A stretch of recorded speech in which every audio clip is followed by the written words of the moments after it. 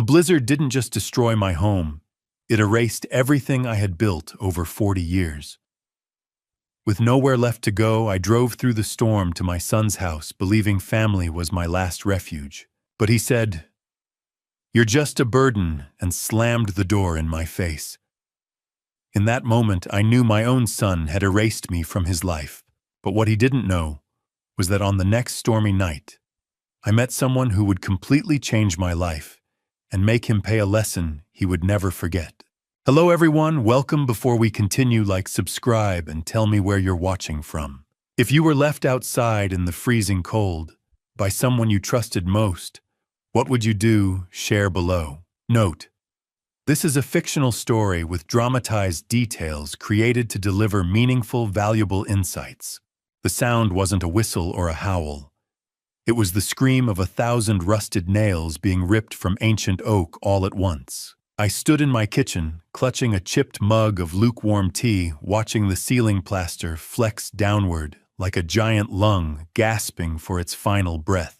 For 38 years, this house on Monroe Street had been my sanctuary, a place where the only storms I faced were found within the pages of the epic tragedies I archived. But tonight, the tragedy had stepped off the shelf and into my reality. I am Nick Armstrong, a 68-year-old retired public librarian, with eyes that had spent decades tracing fine print in the Detroit public library system. And in this moment, I was witnessing the literal shredding of my history. The light fixture above the island flickered, once hummed with a dying electrical whine, and then exploded in a rain of glass. The wind began to peel the shingles back like skin, exposing the raw, splintering wood beneath. The weather alerts on my radio had called this a historic blizzard, a once-in-a-generation event moving into Detroit from the plains. But I had stayed. I had ignored the mandatory evacuation order issued 6 hours ago, because I couldn't bear to leave the library my wife Beatrice and I had spent our lives building. Every volume was a brick in the wall of our shared soul, and I chose to stand guard over them. A sentimental fool, thinking that my presence could somehow anchor the foundations against 90-mile-per-hour winds. Then the sky moved inside. The first structural failure was a deafening crack that vibrated through the soles of my slippers. It was the main ridge beam giving way. I dropped my mug, the porcelain shattering against the tile, and realized that my sentimentality had become a death sentence. "Not tonight, Beatrice," I whispered into the roaring dark. "Please, not the house." But the house wasn't listening. It was groaning in protest, the walls swaying with a terrifying rhythmic instability that told me the second floor was already lost. I had to move. I scrambled toward the basement door, my heart hammering against my ribs like a trapped bird. The vacuum pressure created by the lost roof was so intense, it began to pull the smaller kitchen chairs toward the ceiling. I barely made it to the landing of the stairs before a sound like a freight train leveled the upper half of my world. I tumbled down the wooden steps, the darkness swallowing me as the power lines outside snapped with a sequence of blue flashes.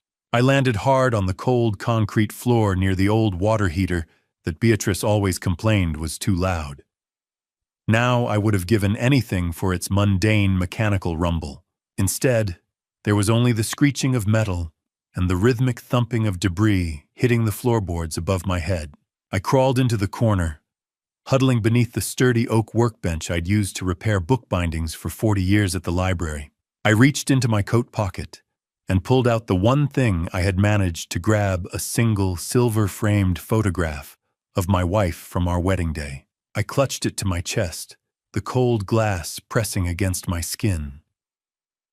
"I have you, Bea." I breathed, my eyes squeezed shut as the house continued to disintegrate. "I still have you. It's just wood. It's just wood."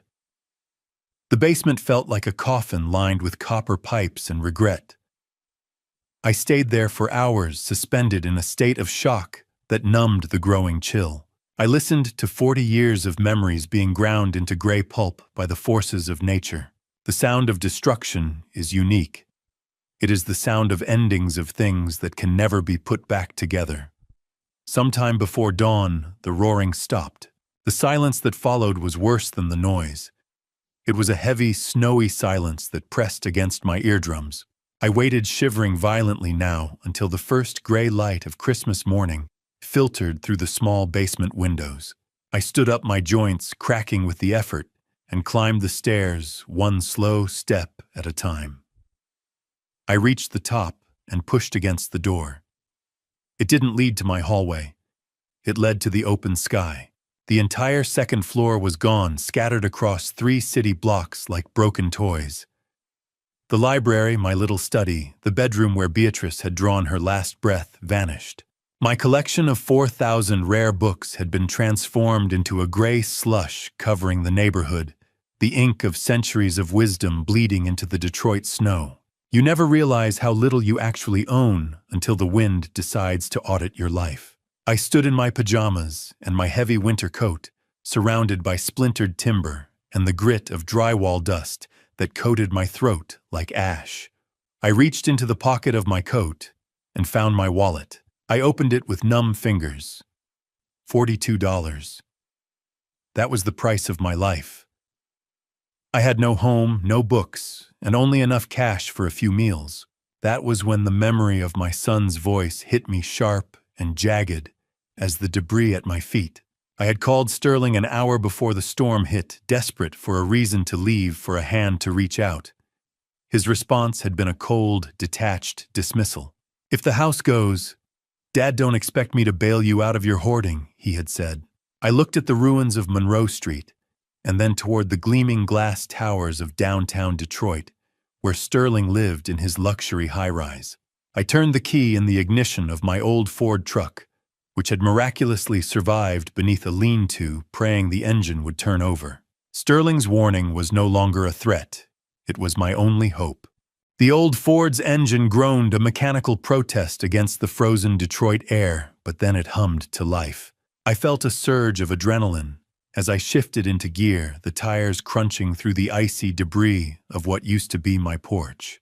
I watched the city's holiday lights blur through my cracked windshield, each twinkling bulb feeling like a mocking reminder of the warmth I no longer possessed. Every street lamp I passed seemed to spotlight a different piece of my ruin.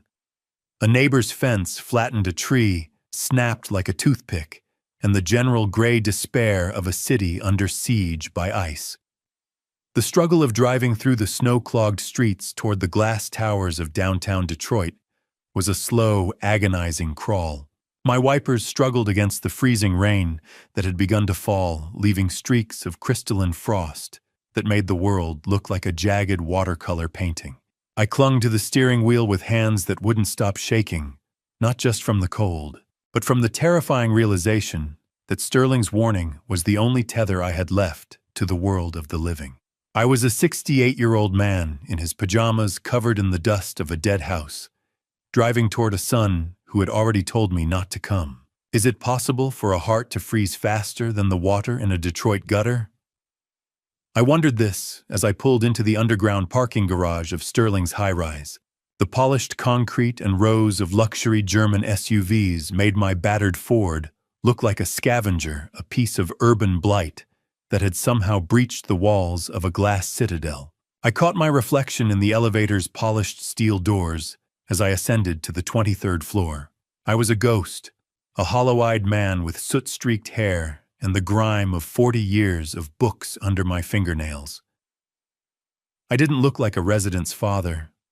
I looked like a liability.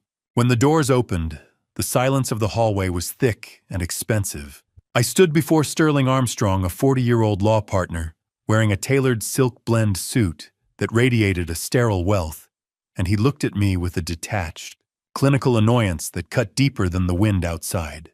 He stood there framed by the warm, amber light of his foyer, radiating an air of privilege and sterile comfort, while I stood in the drafty hall, smelling of wet rot and failure. "Sterling," I rasped, my voice nearly failing me. "The roof, the whole second floor is in the street. I have nowhere else." I watched his eyes dart from my grime-streaked face to the pristine white marble of his entryway. Then, Larissa Armstrong, 38, stood behind her husband, with the poised chill of a luxury travel consultant who only dealt in first-class destinations. She didn't offer a hand or a word of comfort. She simply placed a manicured hand on Sterling's shoulder, a silent anchor holding him in place. "Sterling, we have guests in the morning," she whispered. Though I heard every word. It's a lot of drama for one night. His expensive cashmere felt like armor against the world, while my own coat felt like a heavy shroud. I saw the internal struggle in Sterling's eyes for a fleeting second, perhaps a memory of the father who taught him to ride a bike on Monroe Street, but the light died out quickly. He looked at his wife, then back at me, his expression settling into a mask of professional distance. "Dad, look." He started, his voice firm and devoid of the warmth he'd once possessed. "You're just going to be an obligation, Dad. Frankly, we want our privacy. You should have listened to me on the phone. You'll figure something out. You always do." While he hesitated to finish the sentence, Larissa reached into her designer purse. She didn't pull out a key or an invitation. She generously offered me a $20 bill. "This is for gas to get to a shelter," she said, her voice like a thin sheet of ice. I already looked a few up on my phone. Most of them take seniors first. The efficiency of her rejection was breathtaking. She had already decided my fate before I had even finished explaining that my bedroom no longer existed. Sterling took the bill from her and pressed it into my palm. His skin was warm, mine was like marble. "It's for the best, Dad. We really can't have the disruption right now." He began to step back, retreating into the sanctuary of his perfect curated life. "Sterling, please." I whispered the $20 bill, feeling like a hot coal in my hand. "It's 20 degrees outside. The city is shut down." The response was the soft, final click of the heavy oak door. You learn the true weight of silence when it's the only thing your son leaves you with. I stood there staring at the brass numbers on the wood, waiting for the latch to click back open. I waited for him to realize he was leaving his father to die in a truck. But the hallway remained silent, save for the muffled sound of a jazz record playing behind the door and the distant chime of a wine glass. Then the sound I will never forget, the heavy deadbolt sliding home. It was a sharp, metallic thud that echoed through the carpeted hallway, a sound I remembered from 3 years ago at Beatrice's funeral when Sterling had held my hand and promised, "This door is always open for you, Dad." Apparently that promise had an expiration date, and it had passed the moment I stopped being an asset and became a debt. I turned back toward the elevator, the $20 bill Larissa had pressed into my hand, feeling like a brand. I wasn't just homeless. I was orphaned by my own son in the middle of a Detroit winter. I stood in the carpeted silence of the hallway, realizing that the man I raised was gone, replaced by a stranger in a clinical coldness who valued his privacy more than my life. The heater in my Ford gasped its last breath of lukewarm air just as I shifted into park at the far edge of the Meyer lot under a buzzing security light that flickered like a dying star. I sat there in the sudden absolute silence of the cab, my breath already beginning to plume in front of me in thick, ghostly clouds. Behind me lay the glass towers of downtown Detroit, and the son who had just performed a clinical extraction of his father from his life. Ahead of me was nothing but an expanse of frozen asphalt and the hum of industrial refrigeration units from the store's loading docks. I reached into my pocket and pulled out the crumpled remains of my dignity, the $42 from my ruins, and the crisp 20 Larissa had practically thrown at me. $62. "That is the value of a librarian's life today," I whispered to the cold glass of the windshield. I watched a few late-night shoppers exit the store, pushing cartloads of holiday leftovers and discounted wrapping paper. Their laughter reached me as a muffled rhythmic sound, a reminder that the world was still turning for everyone else. I was now on the outside, a spectator to the mundane beauty of a life that included a roof and a thermostat. I debated going inside, perhaps just to stand in the heat of the entryway, but the shame kept my hand off the door latch. "I just need to make it until morning," I told myself, clutching the steering wheel. The Ford was no longer a vehicle. It was a steel lung breathing in the Michigan winter and exhaling only the frost of my own breath. I turned off the engine to save what little gas remained, and the temperature inside the cab dropped with terrifying speed. It was as if the metal walls of the truck were actively sucking the warmth from my skin. I reached behind the seat, scrounging for anything to use as insulation, and found a stack of old newspapers and the emergency blanket Beatrice had tucked into the glove box years ago. I began to tape the newspapers against the side windows with a roll of masking tape, a pathetic attempt to slow the inevitable encroachment of the frost. When I finally unwrapped the emergency blanket, my heart sank. It was a practice version, a thin sheet of cheap plastic intended for a demonstration kit rather than actual survival. The crinkling sound it made as I wrapped it around my shoulders sounded like mocking applause in the silent truck. My teeth began to chatter, a violent, involuntary rhythm that made my jaw ache. Beatrice helped me stay awake. I pleaded, my eyes fixed on the flickering security light. I can't close my eyes. It's just the cold, Nick. It's just air. But the air felt heavy, like a physical weight pressing against my chest. My bones didn't just ache. They felt like they were turning into brittle glass, ready to shatter at the next gust of wind. The wind outside began to rock the truck, the suspension groaning in a low, metallic moan. I tried to insulate my thoughts by reciting poems I had committed to memory over decades in the stacks. The woods are lovely, dark and deep, I started, but my mind was sluggish.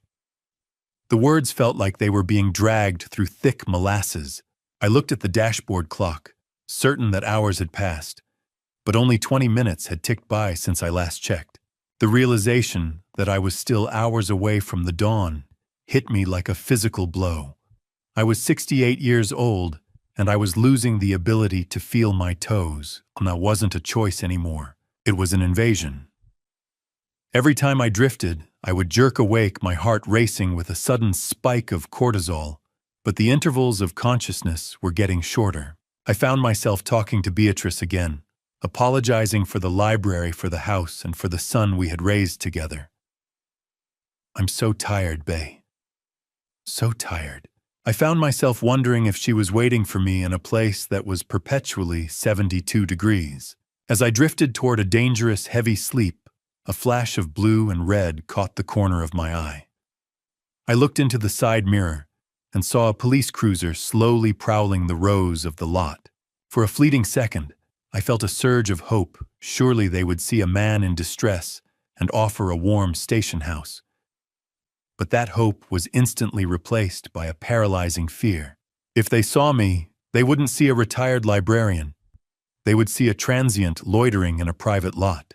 They would tow my only remaining shelter, leaving me to die on the bare pavement, without even a thin sheet of plastic to cover me. I slid down in the seat, pulling the crinkling blanket over my head, holding my breath to keep the windows from fogging further. I watched the blue and red lights reflect off the ice on my side mirror. They slowed, once, then moved on, likely assuming I was just sleeping it off. It was a chilling thought, knowing that Sterling had used the house on Monroe Street as collateral, burying the trap in documents I had signed, believing they were routine refinancing papers. It was a profound, stinging humiliation to be a man of letters hiding from the very protectors I had paid taxes to support for 40 years. As the cruiser eventually moved on, the tension left my body, and with it went the last of my energy. I realized the cold wasn't hurting anymore. The biting stings had faded into a dull, comfortable numbness that felt almost like a warm bath. That was the most terrifying thing of all, a biological lie telling me that the end was peaceful. My eyes finally slid shut, the silhouette of the Meyer sign fading into a gray abyss. In that moment, I wasn't Nick Armstrong anymore, just a cold object in a frozen truck, waiting for the sun to decide if I was worth waking up. The sun wasn't a bringer of warmth. It was a cold, white eye peering through the frost of my windshield, judging me for still being alive. I woke up not to the sound of an alarm, but to the agonizing pain of circulation returning to my limbs. It felt like 1,000 needles were being driven into my skin, a slow, burning thaw that made me gasp for air.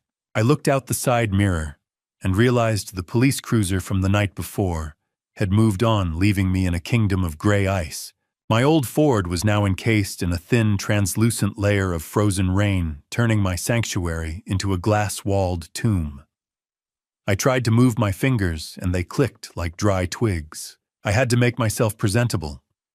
Librarians don't look like victims, I told myself, my voice sounding like sandpaper. I used a small bottle of half-frozen water to dampen my wild hair, trying to smooth down the strands that had matted against my head during the night. I scrubbed the soot from my cheeks, using the hem of my undershirt, terrified that looking homeless would lead to my immediate removal from the lot. I had to walk straight. I had to keep my eyes up. I opened the door, the ice cracking with a sound like a gunshot, and stepped onto the frozen asphalt. Every joint in my body protested, but I forced a steady gait toward the store. I entered the nearby Walmart to use the restroom and buy supplies, the sudden blast of heated air from the entryway, making my skin itch with a violent intensity. In the bright, sterile, fluorescent light of the restroom, I finally saw my reflection in a full-length mirror. My skin was a waxy, sickly gray, and my movements were stiff and elderly. I looked like a man who had been excavated from a glacier. How many layers of polyester does it take to hide the scent of a man who hasn't showered in the ruins of his own life? I wondered this as I shuffled toward the aisles. I spent a significant portion of my remaining $62 on basic sustenance, bread, peanut butter, and a large insulated thermos. I felt every shopper's gaze like a physical weight on my back, convinced they could see the debris of Monroe Street still clinging to my soul. I stood at the register, my hands trembling as I counted out the bills. "That'll be $18.40, sir," the teenage cashier said, her voice devoid of interest. I have it right here." One moment I stammered, fumbling with the crumpled currency. The receipt was a lie. It said I bought bread, but I was actually buying time. I was buying another 24 hours of existence.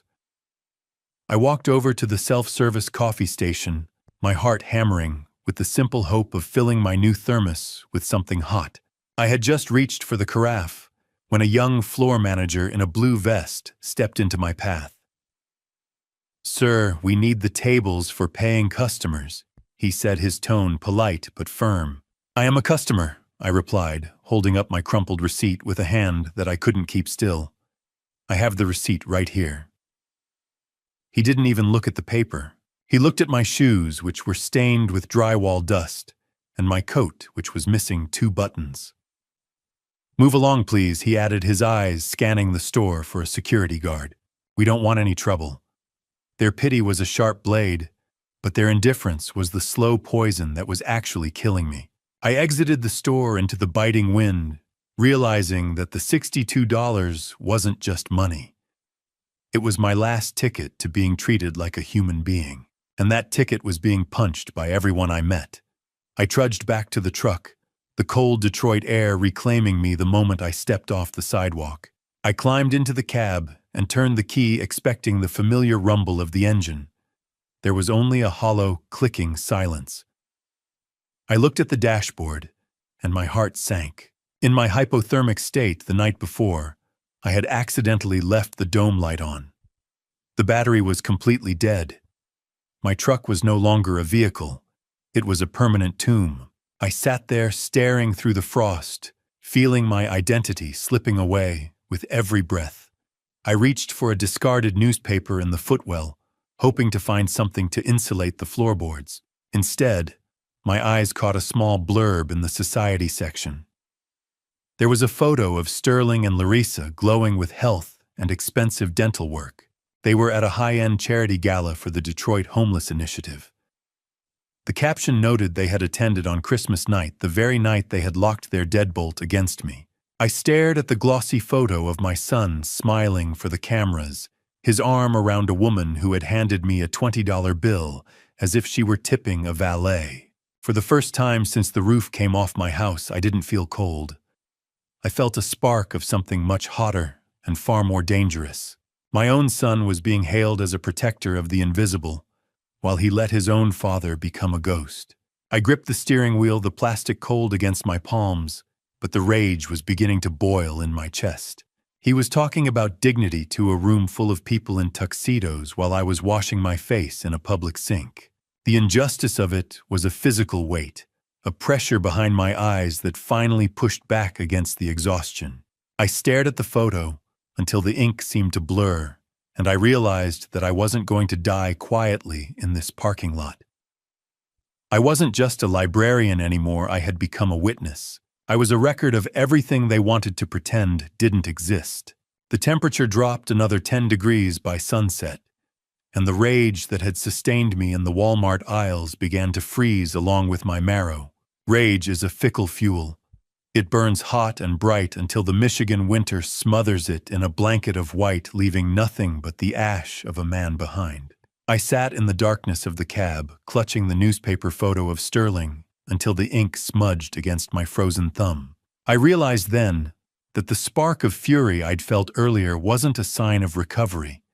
It was the first symptom of my brain beginning to misfire, a cruel biological trick played by a mind starving for heat.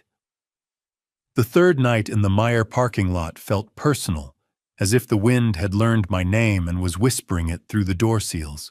I experienced the terrifying transition from violent tooth-rattling shivering to a strange, numb stillness. I recognized this from the medical texts I had once cataloged at Wayne State. It was the biological white flag. The body, having exhausted its reserves, simply stops fighting. The shivering stopped. "That's the end of the line, isn't it?" I asked the dashboard. "Stay awake, Nick. If you sleep, you're a ghost." But the command carried no weight. Silence is the loudest sound a dying man ever hears, and it was filling the truck like rising water. I leaned my head against the frozen glass, my eyes drifting shut despite the screams of my fading survival instinct. The world didn't go black. It went silver. The interior of the truck began to shimmer and stretch the dashboard, transforming into the polished oak of my old library stacks. The smell of damp wool and old parchment filled the air so thick I could almost taste the dust of 1,000 archived stories. I wasn't alone. Beatrice, my wife of 40 years, sat in the passenger seat with the same gentle smile she'd worn on our wedding day, though she had been in the ground for 3 winters. She looked warm, lit by a soft amber light that shouldn't exist in a frozen Ford. "Nick, you've worked long enough," she said, her voice a melody I hadn't heard in 1,000 days. "Come home." I tried to reach for her, but my arm felt like it was made of lead. I lost the books." I whispered, my heart fluttering like a trapped moth. "I lost everything. I couldn't protect the house." She reached out her hand, hovering near mine without touching. "Books can be replaced, my love. You can't." The seductive peace of the hallucination was more dangerous than the wind. I felt a paradoxical heat blooming in my chest, the burning sensation of late-stage hypothermia that makes the dying believe they are roasting. If a man dies in a Meyer parking lot and no one is there to check his pulse, did his life ever really happen? The thought flickered through my mind, like a dying candle. I began to fumble with the buttons of my heavy coat, my numb fingers working with a fatal instinctual urgency to shed the very layers keeping me alive. The world was fading into a soft, welcoming gray. One more minute, I told myself, the paradox of the heat making me feel as though I were lying in a summer meadow. Just a short nap. The frost on the windshield was a lace curtain drawn between me and the world of the living, and I was ready to step through it. I saw a warm light approaching from the distance, a golden glow that I assumed was Beatrice coming to lead me away. It was so bright it pierced through the silver fog of my failing vision. I was ready to let go, ready to stop being a liability to a son who didn't want me and a city that didn't see me. I closed my eyes for what I thought was the last time. The sound of my own heartbeat slowing to a rhythmic, heavy thud that matched the ticking of the cooling engine. Then a sound broke through the silence. It wasn't Beatrice's voice. It was a sharp, metallic rapping on the window glass, a rhythmic pounding that sounded like a judge's gavel coming down on a final sentence. I tried to groan, but my throat was a desert of ice. The dark silhouette of a woman in a heavy winter coat loomed over me, her shape blocking out the flickering security lights of the parking lot. She held a high-intensity LED flashlight that cut through the frost like a surgical laser, turning the white ice into a blinding, crystalline cage. I couldn't tell if she was an angel or the Reaper come to collect the remains of a man who had already surrendered. The glass vibrated under her fist, the sound echoing through my skull.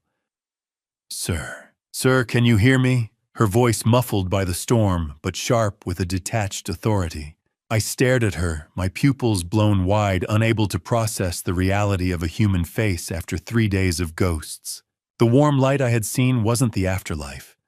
It was a very real, very bright beam of salvation peering through my frozen window. She didn't look away. She didn't look through me like the manager at the store. She looked at me as if I were the only thing in the world that mattered. The rapping on the glass increased in urgency, the sound splintering the last of my silver hallucination. I felt a surge of terror, the last spark of life before the dark.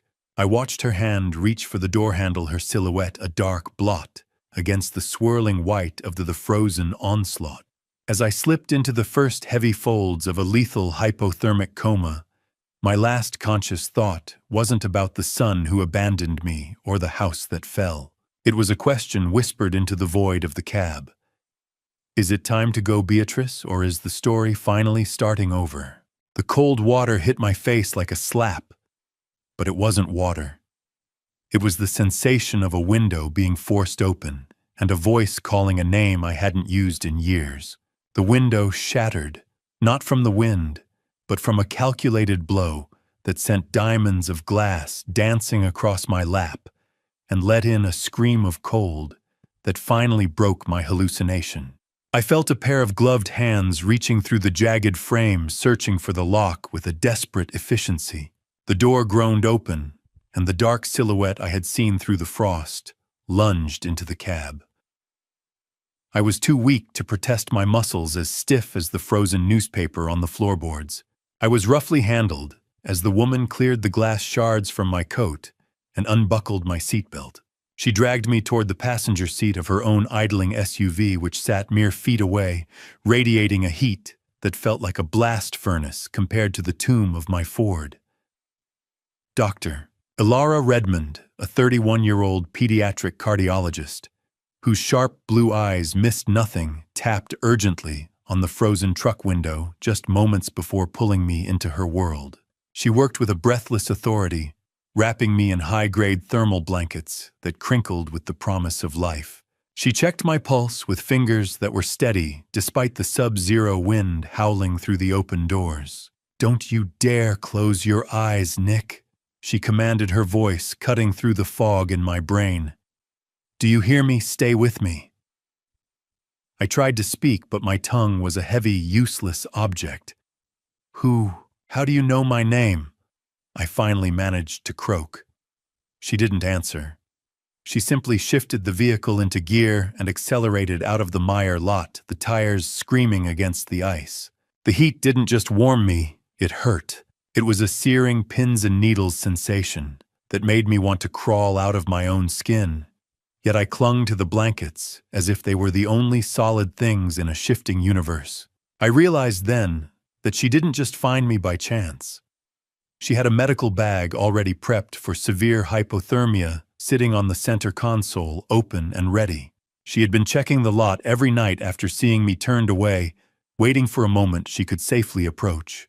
We arrived at the Henry Ford Hospital emergency entrance, but instead of the usual chaos of the ambulance bay, she directed the car through a restricted side door. She identified herself to the security staff with a sharp nod, and they snapped into action without a word.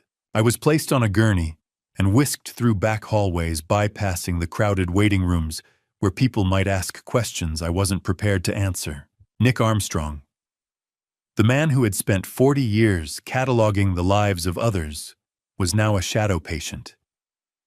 "She's a family friend," I heard her tell a nurse as they hooked me up to a warmed IV drip. "John Doe for now. I've spoken to administration. We'll delay formal intake until he's stabilized." "Why are you hiding me?" I whispered the words catching in my dry throat. "Are you the law?" She looked down at me, her expression a mix of focused resolve and something far softer that I couldn't quite name. How can a stranger's hands feel like they were carved from the same stone as my own memories? The question looped in my mind as the monitors began their rhythmic, synthetic chirp. The hospital monitor beeped a steady rhythm, a metronome keeping time for a life I had already tried to surrender. Once I was stabilized in a private room, shielded from the standard social service reporting system, the woman returned. She wasn't carrying a plastic cup of hospital water. She held a porcelain mug of Earl Grey tea steeped with a specific sprig of dried lavender. The scent hit me before the steam did, a fragrant ghost that pulled at a thread of memory deep in the back of my mind. I watched her movements, the way she tilted her head to the left when she checked the flow rate of my IVA gesture that was devastatingly familiar. "You used to say lavender was the only thing that could quiet a loud mind," she said softly, placing the mug on the rolling tray. My heart, which had been a sluggish, cold organ, gave a violent thud against my ribs. "Who are you?" I asked, my voice trembling with more than just the remnants of the chill. "Please, just tell me who you are." She reached out and took my hand, her grip identical to a 5-year-old girl's who used to be afraid of the dark during Detroit thunderstorms. As the warmth of the tea and the room began to truly reach my core, I noticed a small, faded scar on her wrist. It was a jagged L shape, a permanent mark from a childhood accident involving a heavy library book cart that only I and Beatrice had been there to witness. I whispered the name Annie, a name that had been a wound in my heart for 20 years. She didn't deny it. She didn't pull away. She just squeezed my hand and told me to sleep.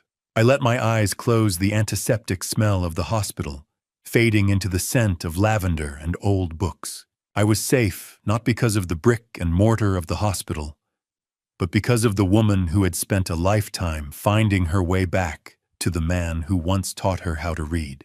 The hospital lights were too bright for a man who had spent 3 days in the shadows, but Alara's presence was the only anchor I had left in a world that had tried to erase me. I drifted into a safe, warm sleep, knowing that when I woke up, the mystery of the doctor in the SUV would be the first chapter of a story I never expected to finish. The hospital gown felt like a paper shroud, but the clean shirt Alara brought me smelled of sunlight and expensive laundry detergent, the first scent of a world where I wasn't already dead. I sat on the edge of the bed, my legs dangling like heavy pendulums, watching the light filter through the sterile blinds. She moved around the room with a focused, surgical grace, signing discharge papers and speaking to the nurses in a low, authoritative hum. There was a quiet efficiency in her movements that sidestepped the hospital's standard social workers and the inevitable police report regarding my abandoned truck. I realized then that she was shielding me, treating me as a visiting relative rather than a homeless statistic. I watched her as she handed me a new coat. It was a tweed blazer, soft and thick, that fit my shoulders with an uncanny precision. I realized that this blazer wasn't new at all. It was a high-end replica of the specific tweed jacket I had lost when the roof of Monroe Street was torn away. I didn't say anything, but my heart gave a strange, uneven thump. She had been cataloging my life from a distance for years, long before the storm hit. She helped me into her car, a modern SUV that hummed with a quiet power. As I settled into the leather seat, she reached over and adjusted the climate control. The digital display blinked once and settled on exactly 72 degrees, my preferred setting for decades. I looked at her sharp profile as she pulled out of the parking garage. "You've been thinking about this for a long time, haven't you?" I asked, my voice finally finding some strength. She didn't look at me, but her grip on the steering wheel tightened just enough to notice. "I told them you were a family friend," she said, ignoring my question. "It's easier this way." We're going to get you some coffee. How many years of silence does it take to make a man's own voice sound like a stranger's to him? I wondered this as we drove through the familiar gray streets of Detroit. The city blurred past the window like a reel of film being played back too fast, skipping over the frames of my own history. She took me to Astro Coffee in Corktown, a place that felt like a bridge between the old industrial Detroit and the new gleaming one my son inhabited. We sat at a small wooden table near the back, the hiss and grind of the industrial espresso machine, providing a rhythmic backdrop to our silence.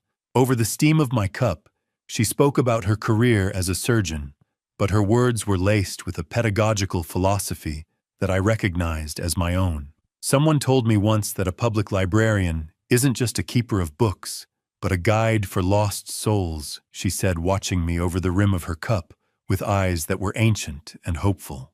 Does that sound right to you? I felt a chill that had nothing to do with the winter outside. I used to say that to a little girl who spent every Saturday in my stacks. I replied, my hand trembling as I set my cup down. The coffee was bitter. The truth was going to be worse. Why are you doing this for me, Alara? Or whatever your name is today. I need to know why a stranger knows the temperature of my blood and the shape of my soul. She smiled sadly, a gesture that pulled at a memory so deep I couldn't quite grasp it. Because family isn't something you're born into, Nick, she said. It's something you survive for. Some stories need the right setting to be told. She didn't give me time to press further. She led me back to the car and began to drive toward a quiet, historic neighborhood, far from the cold glass skyscrapers where Sterling lived. As we turned onto a tree-lined street, I felt a strange magnetic pull toward a modest two-story home with a wraparound porch. My librarian's intuition, that internal compass that had helped me find thousands of lost volumes over 38 years at the Detroit Public Library System, was telling me that the mystery was about to reach its final chapter. She pulled into the driveway and killed the engine. I sat there unable to move my gaze, locked on a small object in her front garden. It was a weathered wooden birdhouse with a crooked roof, the paint peeling, and the wood grayed by years of Michigan seasons. My breath hitched in my throat. I had built that birdhouse with a foster child 20 years ago in my workshop on Monroe Street. It was amateurish and flawed, yet she had kept it through every transition of her life. I looked at the crooked birdhouse, and then at her, my hand trembling, as I reached for the door handle. I knew that once I stepped inside that house, the Nick Armstrong who died in the cold of the Meyer parking lot would never come back. I felt as though I were stepping onto the first page of a book I had thought was finished years ago. Ilara stood by the front door, her keys jangling in the quiet afternoon. She didn't rush me. She stood there with a patient, heavy expectation, waiting for me to cross the threshold into a past I had buried under a mountain of library archives. I took a deep breath, the cold air stinging my lungs one last time before I stepped into the warmth she had prepared for me. Task 3.2. Every scent of cedar and old paper hit me like a physical blow as I crossed the threshold, my boots treading softly on the dark hardwood floor. It was a time capsule, a sanctuary that felt more like my own home than the ruin I had left behind in the snow. I walked into the living room, my eyes wide and searching, and I stopped dead in my tracks. The furniture wasn't just similar to mine. It was arranged with a precision that mirrored my own deeply ingrained habits. The bookshelves faced the large bay windows to catch the indirect morning light, and a high-backed reading chair was angled perfectly toward the fireplace. I felt a sense of disorienting nostalgia, as if I were trespassing in a dream I had once forgotten how to dream. Ilara remained silent, hanging up her heavy winter coat with a slow, deliberate grace. She watched me with a patient, heavy expectation as I drifted like a ghost toward the mantelpiece. Everything in this room. It feels like a memory I haven't finished writing, I whispered, my voice sounding thin and fragile in the quiet space. I ran a hand over the smooth wood of a side table, half expecting my fingers to come away, covered in the ash of Monroe Street. Ilara stepped into the room, her silhouette framed by the amber glow of the lamps. Maybe you just forgot who the co-author was, Link, she replied softly. I looked at her, and for a moment the years of cold and betrayal seemed to melt away. Can a photograph be a Horcrux, holding a piece of a soul that the world tried its best to incinerate? I wondered this as my gaze locked onto a silver-framed photograph tucked between two thick medical journals on the mantel. My hand trembled so violently I had to use both to pick it up. The silver was cold and smooth, but the image inside burned like a sun. It was a picture of a younger me and Beatrice, kneeling in our old garden behind a gap-toothed blonde girl who was proudly holding up a sheet of paper. The memory of that Saturday crashed over me with the force of a tidal wave. It was the day of the long division breakthrough, followed by the celebratory blueberry pancakes. But as I looked closer, I realized something that made my heart stop. The math sheet the girl was holding in the photo wasn't just a prop. It was the actual original paper with my jagged red A+ and the little smiley face I used to draw for her. I thought that paper had been lost in the chaos of the 2005 move, when the state took her away. She had carried it through every foster home, every border crossing, and every lonely night in Canada. It was her most prized possession, a fragment of Armstrong praise that she had used to build her own foundation. Annie, my little Annie. I finally whispered the name, tasting like salt and old tears on my tongue.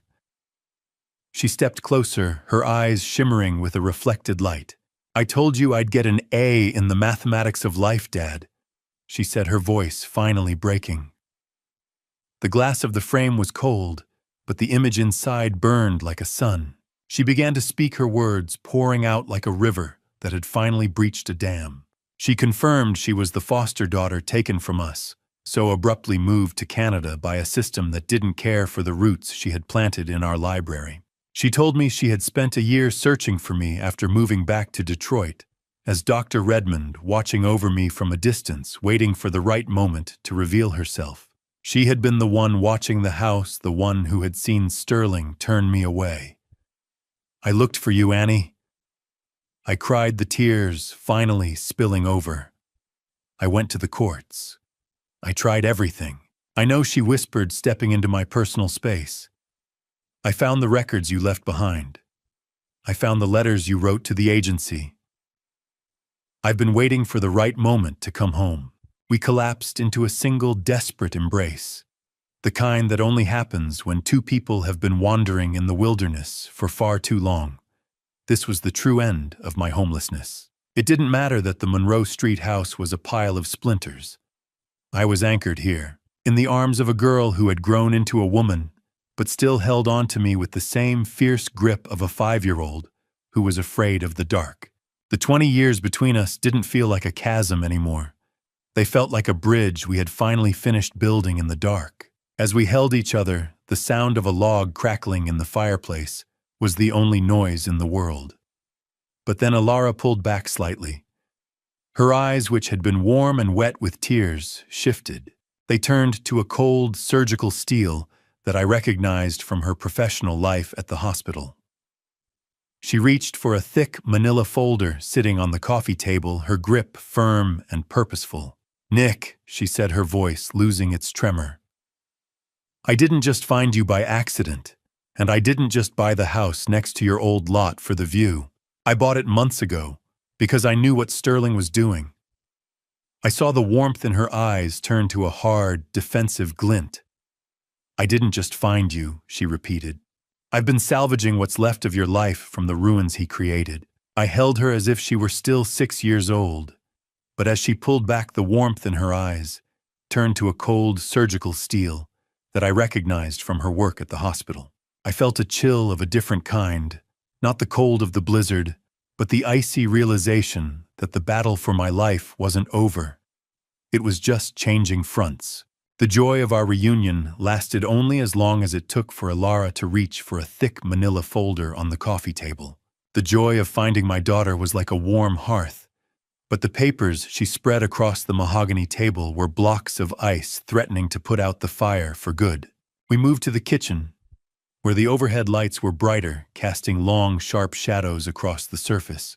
She began to lay out the fragments of my life she had salvaged from the ruins of Monroe Street before the city crews could bulldoze the memories into the landfill.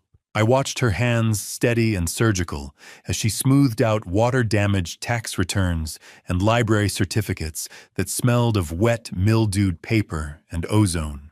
Then she pulled out a crisp, dry folder she had been holding back, placing it in the center of the table with a sound that felt unnecessarily loud in the quiet kitchen.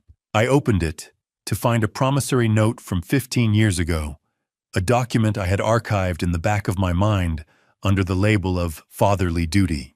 It represented the $53,000 Beatrice and I had scraped together from our retirement bedrock to fund Sterling's first independent law firm. I stared at the ink, which was smudging slightly under my damp fingers. I told myself he was just waiting for the right quarter to pay it back. I whispered my voice, barely audible over the hum of the refrigerator. He wasn't waiting for a quarter.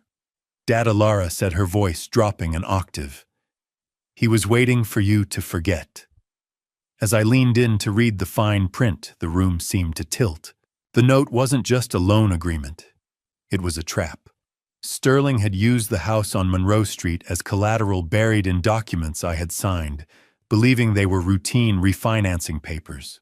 Burying the clause in a mountain of legalese I had trusted him to navigate, it meant that my son had fraudulently transferred the title to his name, turning the sanctuary I built into his personal equity while I still slept under its roof. Ink doesn't bleed. Only people do. My lungs felt tight, the air in the kitchen suddenly too thin to support the weight of this revelation. The taste of cold, forgotten coffee turned bitter in the back of my throat as I realized my son hadn't just turned me away from his door. He had been waiting for the storm to finish the job he started with a pen. Alara didn't stop there. She slid a tablet toward me, its blue light reflecting in my glasses like a digital predator. She had recovered an email chain from a synced cloud account on my old device, one I hadn't touched in months. The subject line read, "Dad Situation." I read the words Sterling had written to Larissa describing the frozen onslaught as a perfect opportunity to break my stubbornness through desperation. He spoke of my life as a logistical hurdle, a transition into a low-cost care facility that needed to be facilitated by my own loss of autonomy. He called my near death an opportunity, I asked, the words catching in my throat. He didn't just turn you away, Alara said, her eyes fixed on mine. He was counting on the cold to do his work for him. He wanted the lot cleared, Nick. He wanted the assets without the burden. How do you file a son's betrayal under family when it reads like a crime report? The question circled my mind as I scrolled further down the screen. I saw a message sent just hours after I had been turned away from his high-rise. Sterling had emailed a real estate agent asking for a valuation of the vacant lot on Monroe Street. He assumed I was already dead or incapacitated, discarded like the wet books in my gutter. The coldness of his strategy made the blizzard outside seem like a mild spring breeze. I fell into a profound silence, my mind cataloging these betrayals like misplaced books in a library that had been set on fire. I looked at my hands, still slightly gray from the frostbite, and then at the daughter who had spent her life trying to find her way back to a man my own blood had tried to erase. The despair I had felt in the Meyer parking lot, that heavy leaden surrender, began to crystallize into something else entirely. It was a hard, library-quiet determination. My heart was no longer a bruised organ. It was a stone being sharpened for a fight. I realized that for the first time in my life, I wasn't going to turn the page and hope for a better chapter. I was going to rewrite the ending. I have spent my life teaching children that stories have consequences, I said, my voice finally steadying. Alara nodded, her jaw set in a line of surgical precision. Then let's make sure Sterling finally learns the lesson, she replied. We sat there in the silence of the kitchen, two people bound not by the law, but by a shared history of survival. The plan didn't require a storm. It only required the truth and a very expensive table at the Whitney. I realized that Sterling's greatest mistake wasn't assuming I would die. It was assuming I would stay a victim if I lived. He forgot that a librarian knows where all the secrets are shelved. I closed the folder with a click that sounded like a coffin lid, looked up at Alara, and for the first time since the storm hit, my voice didn't shake. "We are going to audit his life," I said, "and he is going to find that the interest on his debt is more than he can ever afford to pay." I felt a strange sense of peace, the kind that comes when the path forward is finally clear, even if it leads directly into the heart of the storm. I wasn't just a father anymore. I was a reckoning. The plan didn't require a storm. It only required the truth and a very expensive table at the Whitney.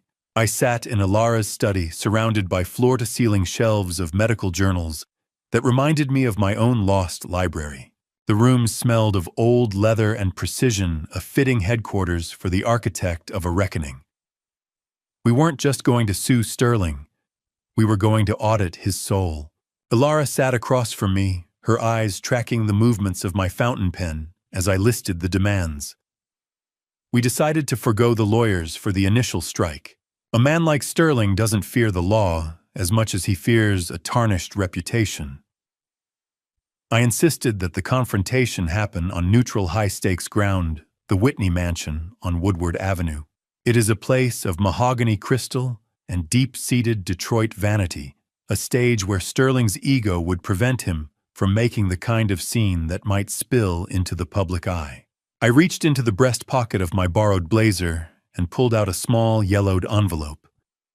"I haven't just kept the promissory note, Alara," I said, my voice steady and cold. "I have the original letter Beatrice wrote to Sterling on his 10th birthday. It was a beautiful, handwritten piece about the weight of a promise and the sacred bond between those who share the same name. I intend to use it as my primary psychological weapon. If he wants to talk about assets and liabilities, I will show him the only debt he can never truly repay. If a son builds a palace on the rubble of his father's bones, does he ever really expect the ghosts to stay buried?" I spent the afternoon in the living room, reviewing the salvaged documents one last time. I looked for the human story behind the cold, legal jargon, tracing the slow erosion of the boy I once knew into the man who valued a vacant lot over a human life. I practiced my voice reciting the words until they were as sharp as a surgeon's blade. "I am not a burden," I whispered to my steady reflection in the darkened window. "I am the man who taught him to read. I am the librarian of his conscience." "Be watch over me," I breathed, clutching the silver-framed photo. "I'm doing this for both of us." My words were no longer fragile whispers. They were stones being placed in a sling. By the time the sun began to set, the transformation was complete. I was no longer the freezing man in the Meyer parking lot. I was a father coming to collect a debt of honor. The next morning, the detached phase of the plan began. Alara sat at her desk in the Henry Ford Hospital office, surrounded by the sterile scent of antiseptic and the low hum of life support monitors. She assumed her most professional clinical persona, the one that made her seem more like an institution than a woman. She reached Sterling's secretary at the firm, identifying herself with a terrifyingly calm authority as a pediatric cardiologist, calling regarding a critical family medical matter involving Nick Armstrong. I watched her unmoving reflection in the glass of her office door as she waited for him to pick up. When Sterling finally came on the line, his voice was a hollow, echoing sound over the speakerphone. "Mr. Armstrong, this is Dr. Redmond." Alara said, her voice a razor of professionalism. "We need to discuss your father's stabilization and future care immediately." There was a pause on the other end, a silence that spoke volumes of his discomfort. Is he going to be a problem?" Sterling asked, the irritation in his tone barely masked by a thin layer of concern. "I mean, is this urgent? We have a very heavy week at the firm." I felt a wave of disgust wash over me as I listened to him weigh my existence against his billable hours. He wasn't afraid of my death. He was afraid of the hassle of my survival. Lies are expensive. The bill was coming due. Sterling began to stammer, trying to explain why he couldn't come to the hospital immediately. But then he said something that made the air in the room turn to ice. "Look, doctor, I've already begun telling my colleagues and the board that my father passed away peacefully during the storm," he admitted, thinking he was speaking to a sympathetic medical professional. "If he suddenly stabilized, it's going to be extremely difficult for my professional credibility. I need to know exactly what the status is before I make a move." Ilara looked at me, her blue eyes turning to hard flint. I didn't move. I simply watched the vibrating hum of the smartphone on the mahogany desk. This was the final piece of evidence. He hadn't just abandoned me. He had already performed the social burial. My living presence was now a literal threat to the carefully curated image he had built on the lie of my demise. Ilara didn't blink. She suggested a private meeting at the Whitney to discuss the sensitive nature of the paperwork and the transition to a permanent care facility. Sterling agreed to the meeting at the Whitney, his voice dripping with the relief of a man who thought he was finally going to sign away his last responsibility, completely unaware that he was walking into his own sentencing. He thought he was coming to bury the last of the paperwork. He didn't know he was coming to meet the ghost he had created. The Whitney stood like a Gothic sentinel on Woodward Avenue, its stone walls holding more secrets than the law firm Sterling called home. I smoothed the lapel of my new wool coat, the fabric feeling like a suit of armor, as I stepped into the dim, amber glow of the Whitney's grand foyer. The air here was heavy with the scent of expensive prime rib and aged bourbon, a smell that spoke of old money and the kind of stability I had thought was my birthright until a week ago. I arrived early, as I always have, finding my way to a private wood-paneled corner that Ilara had specifically reserved. The staff moved with a practiced feline elegance, their footsteps silent on the thick carpets. It was a sharp, jarring contrast to the chaotic survival of the Meyer parking lot, where the only service I'd received was the biting wind. I took my seat, positioning myself, so I was partially obscured by a high-backed leather chair, a silent observer in a house of ghosts. A quiet table in the back, please, I had told the maître d'hôtel, somewhere with a view of the door. "I'm expecting my family. They are a bit late to the truth." I spent those waiting minutes practicing the breathing techniques I used to employ during difficult library board meetings. I needed my pulse steady. I needed to be the librarian again, the one who handles fragile, explosive truths with white gloves. I glanced toward a table near the center of the room and saw a man I recognized from the legal journals Ilara had shown me. It was the senior partner of Sterling's firm. Ilara had orchestrated his presence here tonight under the guise of a separate dinner, ensuring that any scene Sterling might attempt would be witnessed by the very man who held his career in his hands. Does a predator ever recognize the scent of the blood they spilled once the victim stops running? I wondered this as the heavy front doors opened and Sterling walked in, radiating the effortless, hollow confidence of the Detroit upper class. Sterling was accompanied by Larissa, both of them dressed in a way that signaled they were merely tolerating this medical update before moving on to something more important. Sterling looked around the room with an air of clinical boredom, his eyes skipping over the shadows where I sat. They were led to the table where Ilara was already waiting, her posture perfect, her expression a mask of professional detachment. "Dr. Redmond, I hope this won't take long," Sterling said as he pulled out a chair for Larissa. "We have a late reservation elsewhere, and this whole urgent matter has already disrupted my afternoon." I watched from the gloom, feeling a cold knot of disgust tighten in my stomach. "Please sit," Ilara replied, her voice a calm, dangerous hum. "The condition we are discussing tonight is far more permanent than a dinner reservation." The silver was polished. The lies were not. I watched Sterling reach for his water glass, his movements sharp and impatient. Larissa sat beside him, her eyes scanning the room as if looking for someone more interesting to talk to. They were so certain of their world, so convinced that the man who had raised them was a footnote they had already erased from the text of their lives. Ilara took a slow breath and removed her professional glasses, placing them on the white linen cloth. The gesture was slow, deliberate, and terrifying. "Sterling." She began, her voice shifting from the detached tone of Dr. Redmond to something much older. "Do you remember the rabbit? The one with the torn ear you helped me fix with Scotch tape back in '94. Sterling froze the glass halfway to his lips. He squinted at her, his brow furrowing in confusion. "Who are you?" "You look like a ghost of someone I used to know, but that's impossible. My sister died to this family 20 years ago." Ilara didn't blink. She leaned forward into the light. "You told me the tape would hold because Armstrong promises never break. You told me that as long as we were in the library, nothing bad could ever find us." Sterling's hand began to tremble, the water in his glass rippling. I chose that moment to act. I leaned forward, slowly pivoting my heavy leather chair, until I was in full view, the amber light hitting my face for the first time. The color drained from Sterling's face with a speed that was almost sterile. He looked like a man watching a grave vomit its occupant. "My God.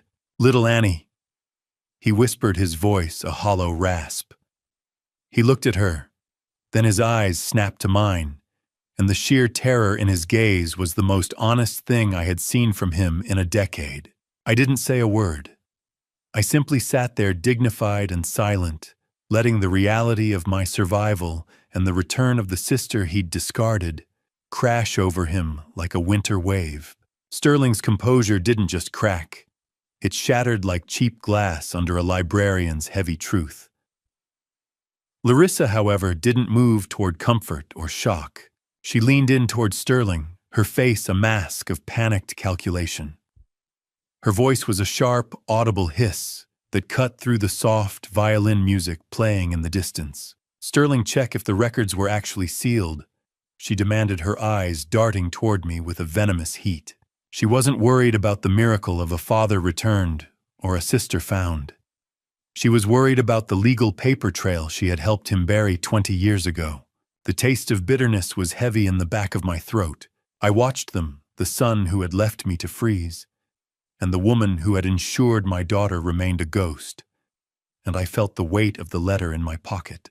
Sterling's silk tie began to vibrate against his chest, moved by the frantic rhythm of his heart. He looked at the senior partner at the next table, then back at me, realizing the cage had no door. Sterling's wine glass shook so violently it rattled against the china. His eyes darting between me, the father he'd left for dead, and the sister he'd tried to delete from his history. I didn't give him time to breathe. I simply reached into my inner pocket and produced the first ghost of his past.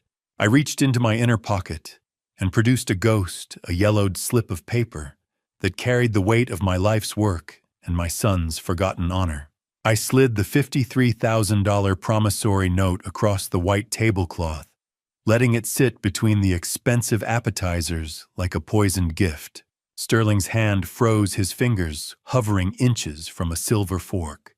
I watched the fluorescent light of the dining room catch the jagged edges of my signature on that paper, a signature I had penned with a heart full of pride in 2011.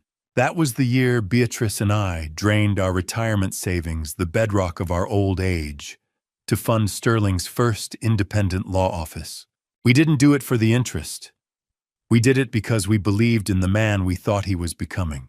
Sterling attempted to stutter an excuse, something about unprecedented business cycles and capital reallocation. But I held his gaze with a steady, clinical silence that effectively cut the air from his lungs. "I didn't ask for a return on investment, Sterling," I said, my voice as cold and dry as the air-conditioned room.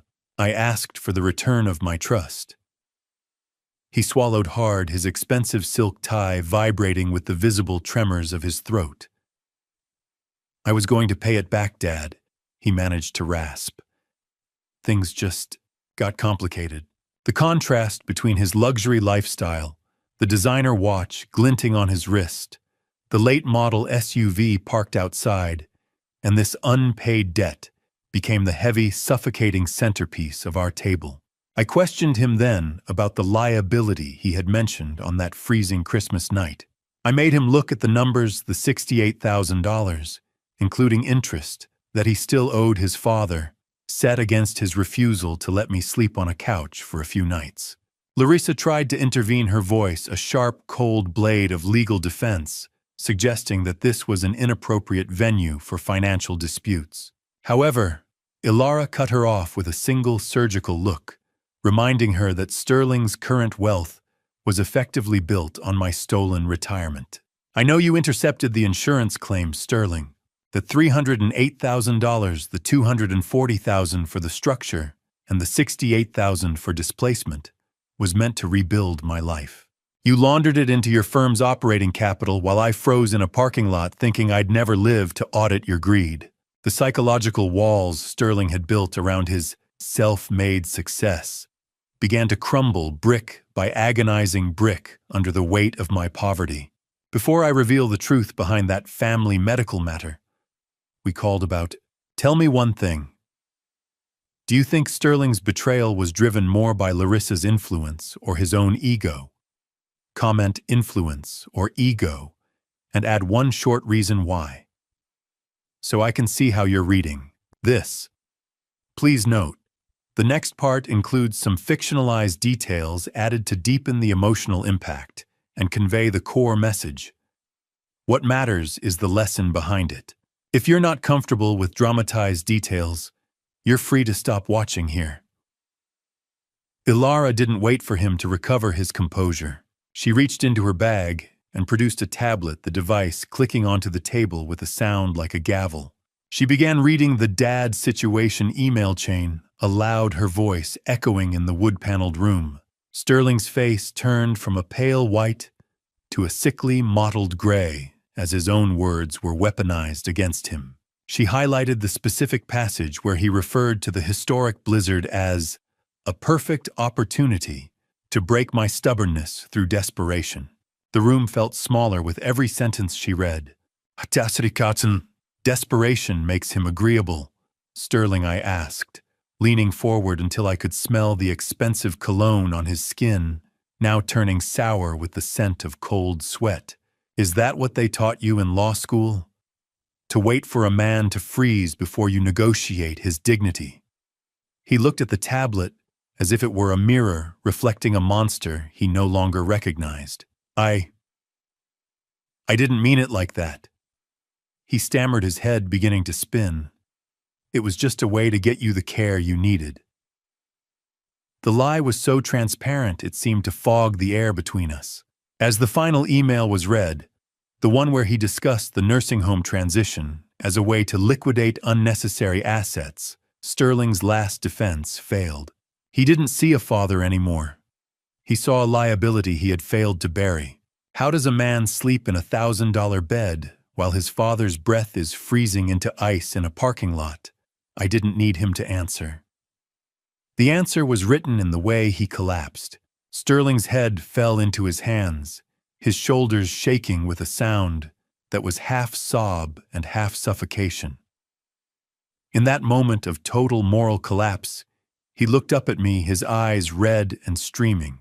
It was Larissa, he blurted out the words, a desperate attempt to shift the blame. The nursing home plan. It was her idea to free up money for the beach house in Naples. She said you wouldn't even know the difference. Larissa froze, her phone vibrating with a notification. She completely ignored, her eyes wide with the shock of being thrown to the wolves by the man she had coached. It was a joint venture in greed, a betrayal so complete it left me feeling hollowed out. Sterling continued to weep into his hands, the sounds of his breakdown drawing the eyes of the other diners, including his own senior partner at the nearby table. The silence that followed the last email was heavier than the frozen onslaught that had taken my home. I let that silence sit between us, like a heavy fog, watching the steam rise from my untouched tea while my son's life crumbled onto the white linen tablecloth. Sterling sat there, a broken shell of a man, his expensive suit, looking suddenly like a costume that didn't fit. I stood up slowly, reclaiming every inch of my stature as the patriarch of this family. I was no longer the ghost in the truck. I was the librarian of his reckoning. It was New Year's Eve, the final night of 2024, and I was about to give Sterling Armstrong a resolution he would never forget. "I'm not interested in an apology, Sterling," I said, my voice carrying a cold, quiet authority that silenced the muffled clinking of silver from the main dining room. "I'm interested in restitution." I laid out the terms of my silence with surgical precision. The immediate repayment of the $68,000 was non-negotiable. The dissolution of the nursing home plan was to be finalized by morning. But more importantly, I demanded he make it right, including helping clear the lot himself in clearing the debris of the Monroe Street lot. Fear is a better teacher than love when the student is a shark, and I saw that fear reflected in his watering eyes. "You have 30 days to find your soul," I continued, "or Alara will send a mass email to every partner at your firm. I want you to know the feeling of being exposed, of having nowhere to hide." Larissa finally found her voice, though it was thin and brittle. "We can't just liquidate that much cash, Nick," she pleaded, her hands fluttering over her designer purse. "Think of the optics. Think of Marcus's prospects. If Sterling loses his position, the entire family suffers." I shut her down with a single look, a cold fire burning in my chest. "The optics of a frozen parking lot were much worse, Larissa," I reminded her. "You were willing to gamble my life for a beach house in Naples. Do not speak to me of Marcus's prospects when you were ready to make him the grandson of a man buried in a potter's field." She recoiled, as if I'd slapped her, her elite defenses finally crushed. Alara stood by my side, a silent, sterile enforcer of the truth, her presence ensuring that no legal loopholes would be found tonight. Can a check for $68,000 buy back the nights I spent talking to a ghost to keep from freezing? I knew the answer, but the price had to be paid regardless. I watched the ornate Whitney wallpaper seem to close in on Sterling as he realized the magnitude of his defeat. He was trapped in a room of his own, making surrounded by the high-status world he had sacrificed his honor to maintain. "Nick, I'll fix it," Sterling finally whispered, his voice a hollow rasp. "Whatever it takes. I'll clear the lot. I'll pay it all back." I looked at him, and for a fleeting moment I saw the little boy who used to help me shelve books, but the image was quickly replaced by the man who had let me starve for heat. "Don't call me Dad until you've earned the title back, with your hands, not your checkbook," I replied. I reached into my pocket and produced one last document. "I've already had Alara's legal contacts file a LIS pendens as part of a pending civil claim on the Dearborn property. You can't sell it, you can't leverage it, and you can't hide it. It is tied to my survival now." The twist of the knife was necessary. I needed him to understand that I was 3 steps ahead of his greed. I signaled to the waiter not for the check, but to indicate we were leaving. I left the folder and the mounting bill for the appetizers on the table. "Consider this a symbolic down payment on the debt you owe," I said. We walked out of the private room, the air in the foyer feeling lighter as we moved away from the stench of betrayal. Woodward Avenue was a ribbon of black glass, and for the first time in a year, I felt like the one driving the narrative. As we reached the heavy oak doors, I caught the eye of Sterling's senior partner at the bar.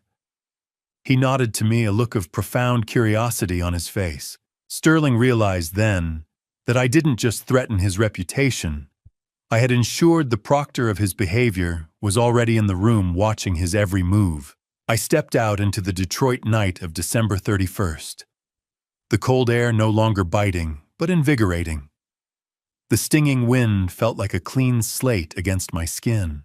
I inhaled deeply, tasting the crispness of the winter air, knowing that the power had shifted irrevocably.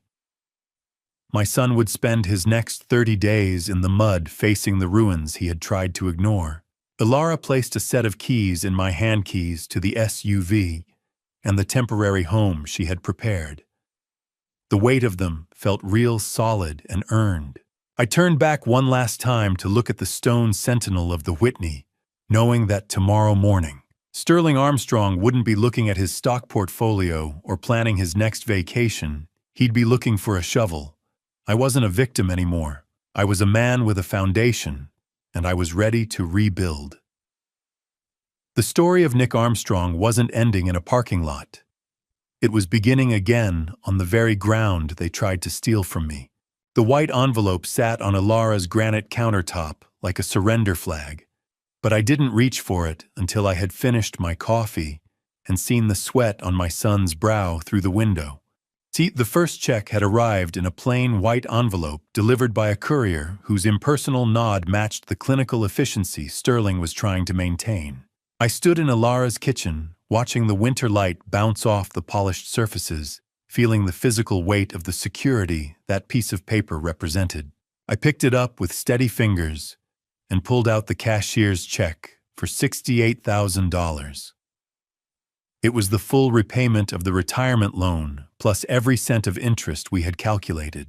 While the money meant I would never have to worry about a roof over my head again, I found I was less moved by the six-figure sum than by the plain, handwritten note Sterling had included in the fold. It didn't contain legal jargon or excuses. It simply said, "The first payment of a debt I can never truly settle." I realized then that while the financial ledger was balanced, the moral one was still deeply in the red. I looked out the window toward the SUV idling in the driveway, ready to take me to the ruins of my old life. "It was a start," Dad Ilara said, as she joined me, her eyes tracking the same path as mine.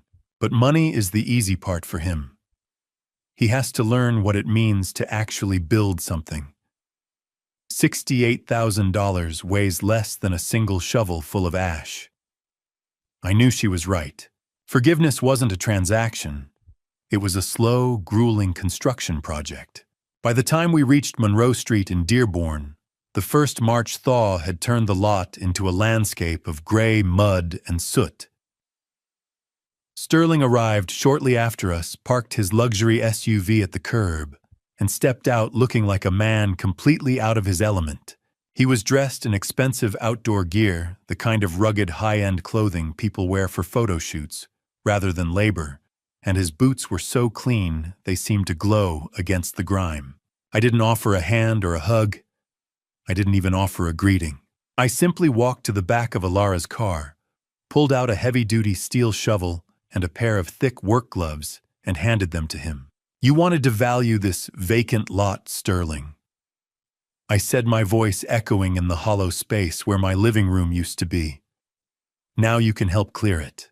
"I'm here, Dad," he replied, his voice lacking the usual sharp edge of corporate authority. "Just tell me what to do." I pointed toward the charred, water-damaged remains of the main support beams. "We start there. You move the heavy debris to the curb. Every piece of it. Can a man's blisters actually heal the scars on his father's heart?" I wondered this as I sat on a salvaged wooden bench I had managed to pull from the rubble weeks ago, acting as the silent supervisor of his penance. For 6 grueling hours, I watched my son struggle with the physical remnants of my life. He moved slowly at first, his soft hands blistering despite the gloves, his breath coming in ragged gasps as he grappled with the weight of wet, ash-soaked timber. He was covered in soot. Within the first hour, the expensive designer fabric of his jacket stained by the very hoarding he had once mocked. I watched him handle the water-damaged fragments of the poetry section books he once claimed were just dust collectors, now seeing him treat them with a strange, hesitant care as he moved them to the salvage piles. I had hired a local charity to take the usable materials he was clearing, ensuring that his labor directly benefited the local homeless shelters. It was a poetic symmetry that wasn't lost on either of us. The ruins of my house were a graveyard, and for the first time, the man who helped dig the graves was trying to help with the resurrection. As the sun began to set over Dearborn, casting long orange shadows across the cleared earth, Sterling finally stopped. He leaned against the shovel, his face smeared with grit, his shoulders slumped with a physical exhaustion that no gym membership could have prepared him for. He looked at me, and for the first time in years, I didn't see the law partner or the social climber. I saw a man who was tired of being a villain. "This was the poetry section, Sterling," I said softly, gesturing to the cleared space. "Be careful with what's left of it." He looked down at the mud, his chest heaving. I didn't realize there was so much left to move," he admitted. He wasn't just talking about the wood. He was talking about the 20 years of silence he had piled on top of our relationship. As he turned to leave, I noticed he had discarded his high-end watch on the hood of his car earlier. He had forgotten to put it back on because it was slowing him down. It was a small detail, but it suggested the labor was finally reaching his ego, stripping away the accessories of the man he used to be. I watched the taillights of Sterling's SUV disappear into the evening gloom, leaving me alone with the cleared earth. For the first time in months, the silence of the lot didn't feel like a death or a failure. It felt like a clean slate. The ground was level, the debris was gone, and the foundation was ready for something new.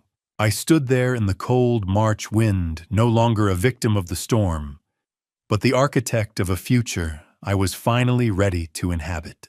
The blueprints were waiting in Alara's study, blue and white promises of a house I never thought I'd see, but I knew the most important building had already begun in the dirt at my feet.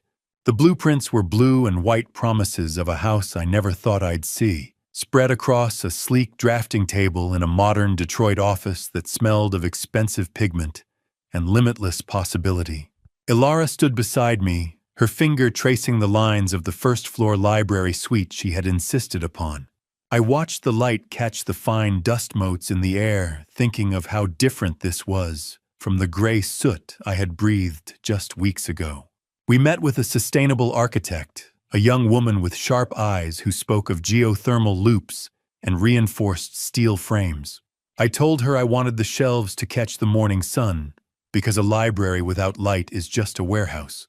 We planned a 2-story structure, a literal merging of my past and our shared future, incorporating salvaged bricks from the original foundation into the new fireplace.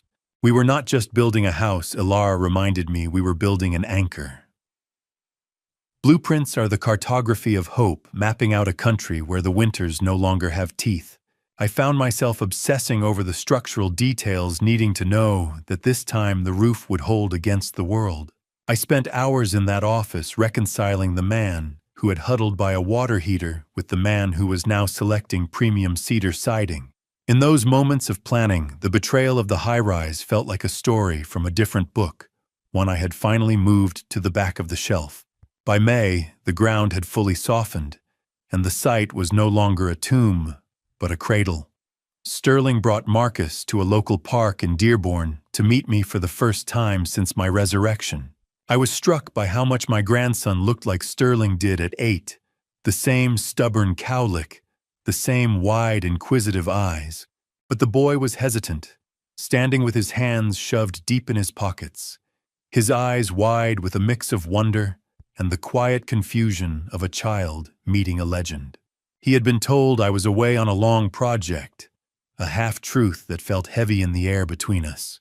I used my old librarian skills to bridge the gap, sitting on a low stone wall and telling him stories of the historic Detroit blizzards and the magic of hidden libraries. "Did the wind really take the whole roof?"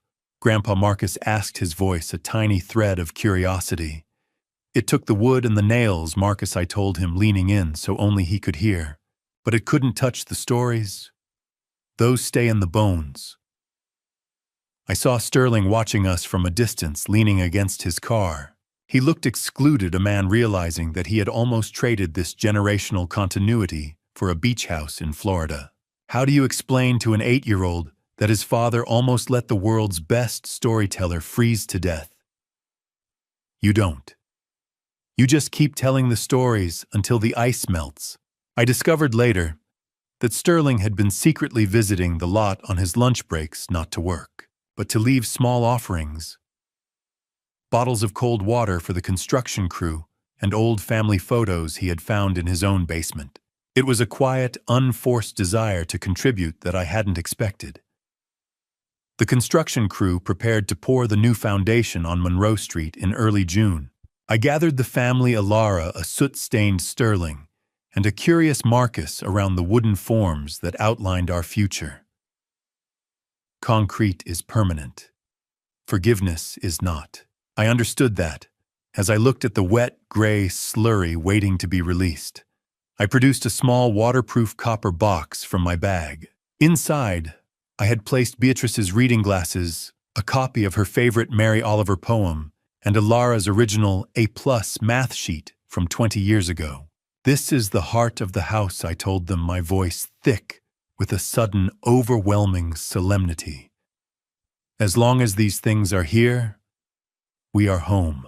As the concrete mixer began its rhythmic thumping roar, I lowered the box into the wet cement. It was a spiritual sanctuary now anchored in the love of the old. I watched the gray slurry swallow the red-inked paper, and the copper burying our secrets in the bedrock of my new life. The tactile coolness of the box was the last thing I felt before the house became a permanent reality. As the concrete settled, Ilara pulled me aside, a playful glint in her surgical eyes. She revealed that she had added a secret to the plans, a fireproof and stormproof book vault beneath the library suite, a room where I could house my most precious recovered volumes without ever fearing the sky again. I felt a sense of peace so profound, it made my knees weak. The shadow resolved itself into the polished silhouette of Larissa Armstrong, her designer heels spining into the Michigan mud, with every hesitant step toward the man she once called a burden. I stood my ground, my hands calloused from months of helping the crew and my boots caked in the same earth Sterling had been turning over for weeks. She looked visibly uncomfortable, her gaze darting from the skeletal framing of the new house to the raw, unrefined environment of the construction site. She had come alone, stripped of the high-rise armor she usually wore so well. I watched her approach, noticing the way her expensive manicure seemed to mock the grit beneath her feet. She began a scripted apology, her voice carefully modulated as she spoke of her fear of instability and the unprecedented pressure of their lifestyle. I didn't interrupt. I simply let the silence of the lot weigh on her until she moved past her rehearsed lines. "I didn't think you'd actually survive it, Nick." She finally admitted, her voice dropping its professional sheen. "I thought it was easier if you were just a memory." I looked at her, really looked at her, and I saw the cracks in the porcelain. "I've spent my life surrounded by books, Larissa." I said, my voice steady and gravelly. "I know the difference between a character arc and a performance." "Which one is this?" Larissa's apology was a beautifully bound book with nothing but blank pages inside. She struggled to reconcile her curated image with the reality of the earth her husband had been shoveling. In a rare moment of raw vulnerability, she confessed that her cruelty had been a shield for her own insecurities about their precarious, debt-fueled lifestyle. She even revealed that she had tried to call the police to report my truck abandoned in the Meyer lot on that second night. But she had been stopped by a sudden, paralyzing fear of Beatrice's ghost watching her from the shadows. Wealth is a loud noise. Honor is a quiet room. I realized then that she was more a prisoner of her own greed than I had ever been of the storm. I didn't forgive her, not yet, but I stopped seeing her as a monster and began seeing her as a tragedy. In August, the dynamic of our reckoning shifted from the private to the public. I received an invitation from Wayne State University to be honored for my 38 years of service and my contributions to the archival preservation of Detroit's history. They wanted to name a reading room after me. I initially hesitated, feeling the weight of my recent invisibility and the shame of the parking lot. "They want to name a reading room after a man who slept in a truck, Alara," I told my daughter as we sat on her porch. She squeezed my hand, her grip firm. "They want to name it after the man who taught an entire city how to remember Dad. You need to be there." I decided to invite Sterling, I didn't want him there as a guest of honor, but as a witness to the value of a life that cannot be measured in billable hours or luxury assets. How many years did I spend shelving the stories of great men while my own son treated me like a footnote? The gala at the university was a blur of floor wax, old parchment, and the stinging brightness of stage lights. When it was my turn to speak, I stood on the podium and looked out at a sea of former students, colleagues, and city leaders. I didn't speak of my loss or the cold. I spoke of the endurance of stories and the people who show up in the aftermath of a storm. He was sitting perfectly still, watching as hundreds of influential people he spent his career trying to impress rose to their feet in a thunderous, rhythmic ovation. The realization of what he almost destroyed, not just a man, but a legacy that commanded the respect of an entire city, finally broke his last remaining defenses. I could see the moisture in his eyes from across the room. After the ceremony, I was approached by Sterling's own boss, the senior partner from the firm. He remarked that he had no idea Sterling came from such distinguished stock, forcing Sterling to realize that my honor was now the only thing bolstering his own fading reputation. It was a power reversal more complete than any legal judgment. Sterling walked up to me as the crowd began to thin, his posture no longer that of the confident lawyer, but of a son who had finally found the bottom of his own soul. "I didn't know Dad." He whispered the words, sounding honest for the first time in 20 years. "I truly didn't know who you were." I felt the weight of the brass medal around my neck, a heavy and solid reminder of a life well lived. As the applause faded, Sterling looked at me with an expression that wasn't guilt or shame, but a terrifyingly honest kind of desperation. He reached out as if to steady himself, his hand trembling before he whispered the words that changed everything. "I'm leaving the firm, Nick. I can't be that man anymore." The sound of the first nail hitting the new steel roof was a rhythm I had been waiting a lifetime to hear. But the sound of my son finally choosing the truth was the real music of my resurrection. The skeleton of the new house rose against the autumn sky, like a promise kept, its pine ribs smelling of sap and survival instead of the rot and ash that had defined my last winter. I stood in the center of what would soon be my library, listening to the rhythmic thwack of hammers and the high-pitched whine of a circular saw.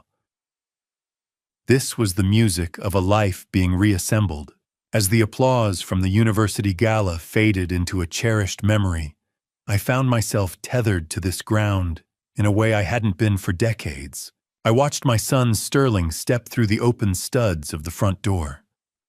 He wasn't wearing the tailored cashmere or the silk ties that had once been his second skin. Instead, he wore durable denim and work boots stained with the red Michigan clay. The transition in his physical appearance was startling, but the shift in his eyes was what truly mattered. He looked at me not as a liability to be managed, but as a man whose respect he was finally learning how to earn. I watched him pull a set of logistics papers from his pocket, his hands slightly calloused from months of helping the crew. He formally confirmed that he had resigned from his high-pressure law firm, a decision that had sent shockwaves through the local legal community. He revealed to me that the partners had offered him a senior partnership and a 7-figure buyout just to stay, a sum that would have secured his luxury lifestyle for a decade. He turned it all down. He did it so he could take a modest position at a nonprofit legal aid clinic, and more importantly, so he could ensure his Saturdays were free for woodworking sessions with me and his son Marcus. "The partners think I've lost my mind," Dad Sterling said, leaning against a pine stud that smelled of the forest. "Maybe I finally found it." I smiled, feeling a warmth that had nothing to do with the September sun. "It's a quieter life, Sterling," I replied. "But the air is easier to breathe when you aren't choking on secrets. Denim suits him better than deceit ever did." By the middle of the month, the crew began the raising of the shield. The new roof was installed, a reinforced steel structure designed to withstand the very storms that had once turned my world into a gray slush. I stood under the eaves during a light afternoon rain, hearing the rhythmic musical ping of water on metal. It was a sound of absolute security, a metallic heartbeat that signaled the end of my vulnerability. I felt a sense of safety I hadn't realized was missing until the first drop failed to reach my skin. Ilara joined me, her boots crunching on the sawdust-covered subfloor. We walked through the framed book vault, the storm-proof room she had designed specifically for my survivors, the rare first editions that had made it through the blizzard. We discussed where the cedar shelving would go and how the climate control would preserve the ink and paper for another century.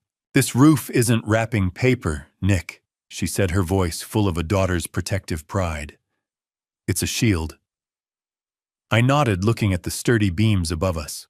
"I want Marcus to learn to read in this room," I told her.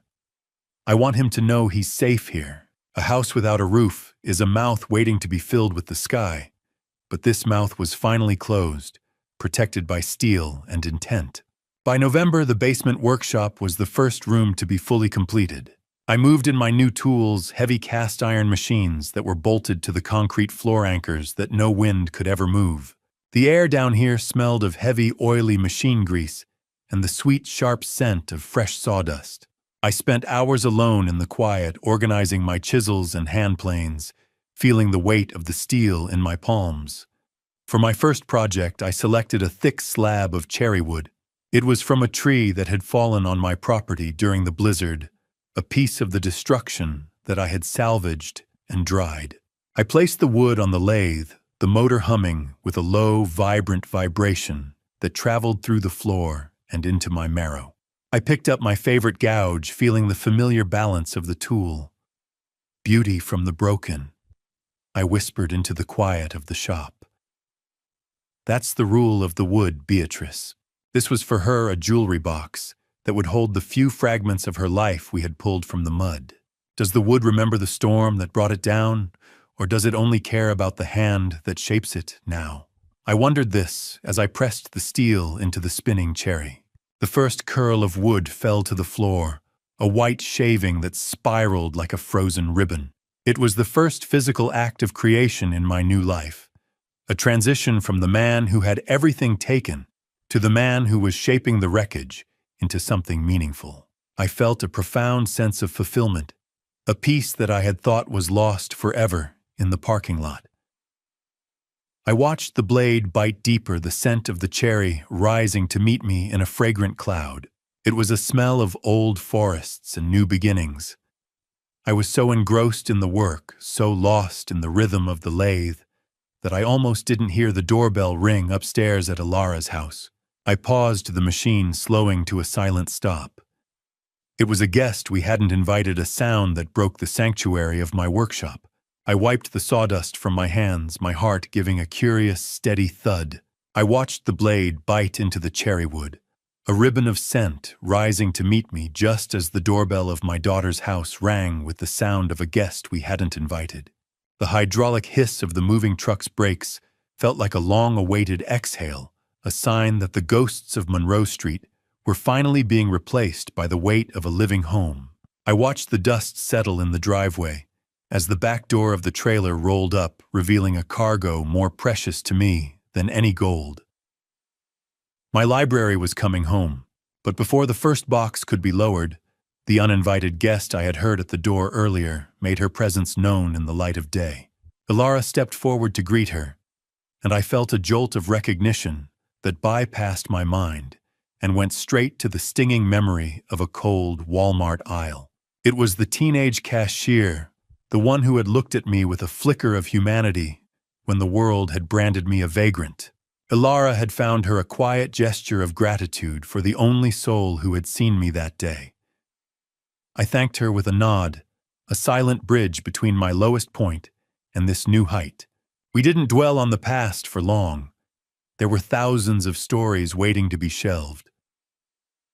I supervised the unloading, watching as Sterling and Marcus carried the first boxes into my new study. Many of these volumes were new replacements for the rare editions that had bled their pigment into the Detroit slush. But the physical weight of them against my chest felt like my identity was being restored, one spine at a time. Sterling moved with a steady, quiet rhythm, his hands now accustomed to labor handling the books, with a reverence I had never seen from him before. He was no longer dismissive of the paper and glue. He was anchoring his own soul alongside mine. "Be careful with the spine on that one, Marcus," I said, guiding my grandson's small hands. "It's older than your father, and has survived more storms than I have." Marcus grinned, his boots thumping on the new hardwood floors with a sound of pure life. I didn't realize a house could feel this full before the people even moved in. Sterling remarked, looking at the floor-to-ceiling shelves. "A library is a heavy thing to move. So is a grudge." But as the shelves filled, the echoing rooms began to find their voice again. The silence of the frozen onslaught finally defeated by the rustle of turning pages. By the 10th of December, the interior was settled, and we turned our attention to the garden. Ilara and Larissa gathered in the backyard, the air crisp and smelling of coming snow. Larissa had brought a specific variety of rosebush, the heavy-petaled kind that Beatrice used to obsess over every spring. She handled the plant with a strange, hesitant care, her designer coat discarded for a pair of thick gardening gloves. We placed a memorial stone in the center of the winter garden, a permanent marker for the woman who should have been here to see the roof rise. The act was a final wordless apology from Larissa, a recognition of the woman she had tried to overlook. I accepted it by stepping beside her, showing her how to properly mulch the roots to protect them from the Michigan frost. She always said the winter was just the garden's way of dreaming. I whispered the words, hanging in the cold air like a prayer. Larissa looked at the stone and then at me. "I hope she can see this, Nick. I hope she knows we're trying." We stood together in the chill, but for the first time it was a shared, respectful silence. The winter garden was a white page waiting for the first ink of spring, and we were the ones finally holding the pen. Exactly 1 year after the sky fell, the Armstrong family gathered for Christmas dinner in the new dining room.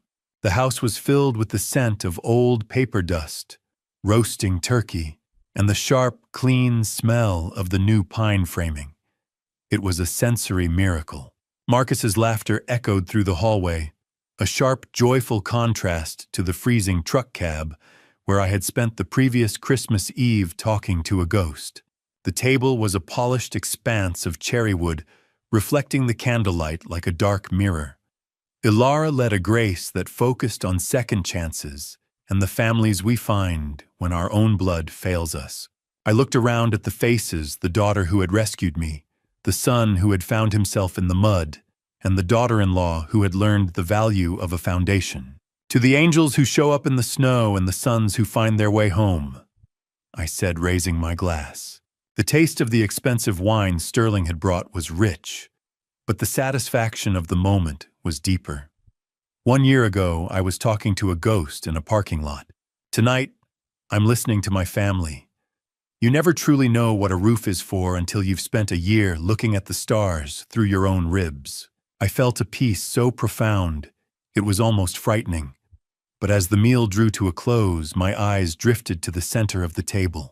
There sat the cherry wood jewelry box I had been working on for months, still wrapped in a soft velvet cloth.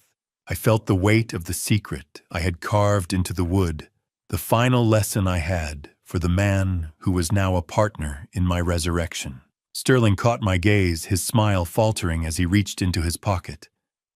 "Before we finish, I have one more thing," he said, his voice thick with emotion. He revealed that he had used the remainder of his beach house fund, the money that had nearly cost me my life, to establish the Beatrice Armstrong Literacy Foundation. He wanted her name to be associated with the love of books, rather than the greed he had nearly let consume him. I looked at the cherry wood jewelry box sitting at the center of the table, still wrapped in cloth, knowing that the secret I had carved into the wood was about to be the final word on who we were.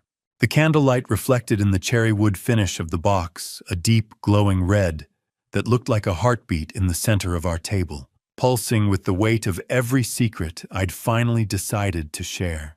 The soft flicker of the flame danced across its polished surface, catching in the natural grain of the wood like veins beneath skin, alive, warm, enduring. For a long moment, no one spoke. The room itself seemed to hold its breath.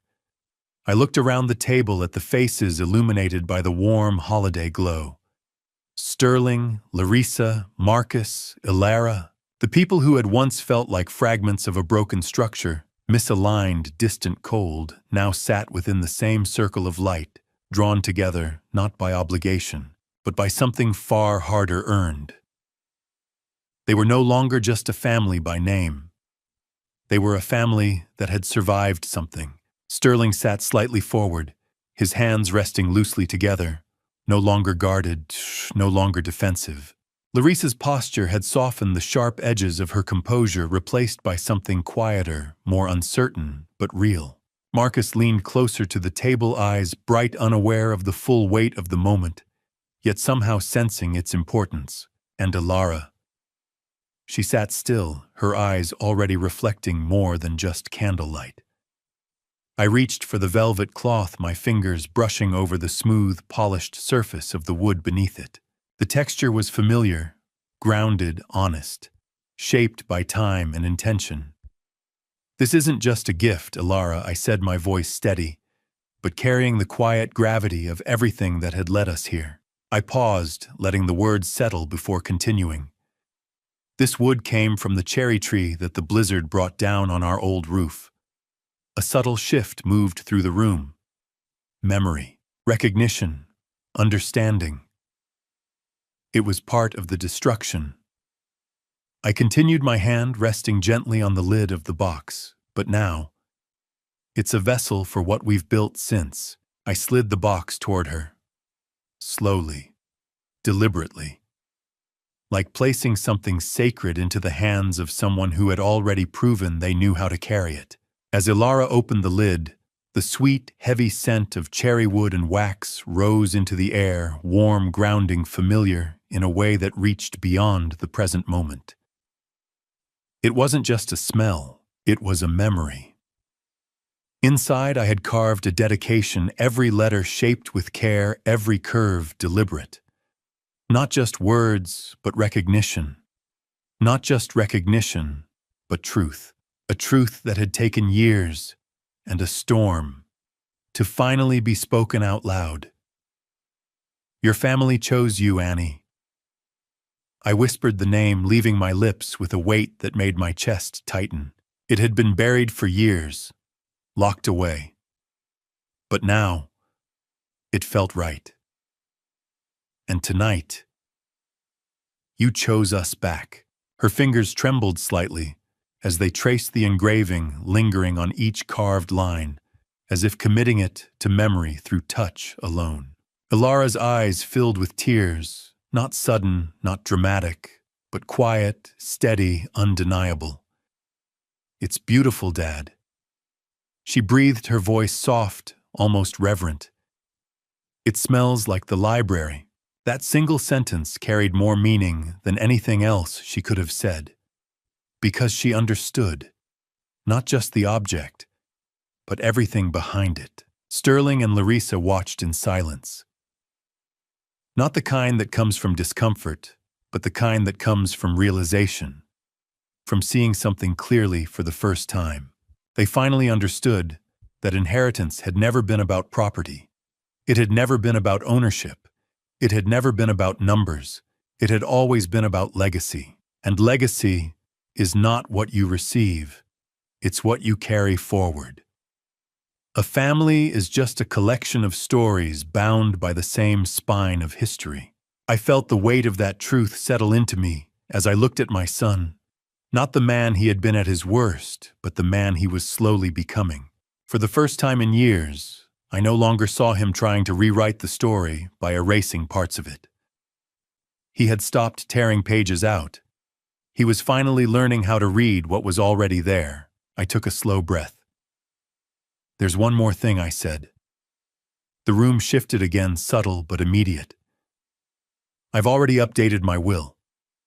No one interrupted. No one questioned.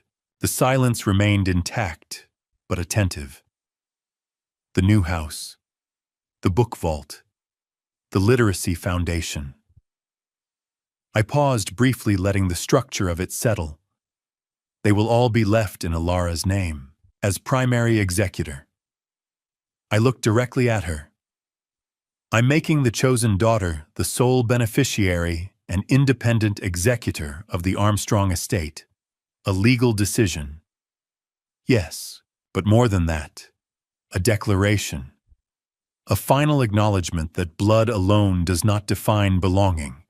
That choice does. That presence does. That loyalty, real loyalty, is proven in action, not assumed by title. Sterling didn't flinch. That was the moment I knew everything had truly changed. He didn't argue.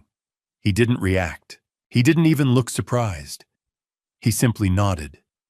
Not as a man who had lost something, but as a man who had finally understood his place within something larger than himself. He had stopped trying to be the center and found peace in being part of the whole. On Christmas morning, the house was filled with the sound of a child's laughter echoing through the new hallways.